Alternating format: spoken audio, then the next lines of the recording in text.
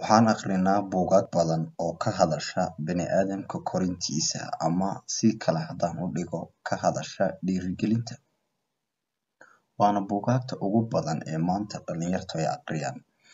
Buugaagta dhiirigelinta ama af carabiga lagu yiraahdo at-tanmiya al-bashariya korinta bini'aadamka ama human development. Buugaagta kani ma aha cilmi la darso oo uu qofku takhasus intuu u yeesho oo uu darso aqoon ahaan iyo cilmi ahaan u baranayo maaha. Cilmigani keliya hal shaqo kuu qabanaya.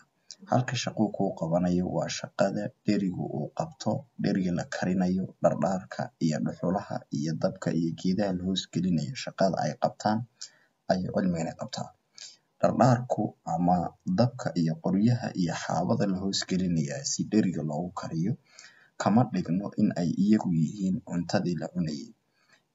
Waxay iyagu sameeyaan cuntada ayay sabab u noqdaan inay karto.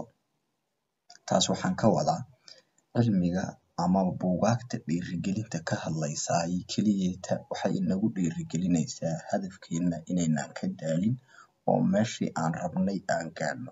Sidaas darteed waa in aad akhrido buugaagtaas balse aadan u arkin inay yihiin aqoon iyo aqoon iyo cilmi mar walba biirsanaya inaad tahay inaadan soo arkin buugaagtan aad u aragto dhiirigelin iyo talada waalidka oo kale inaad u aragto inay tahay oo keliyeeta.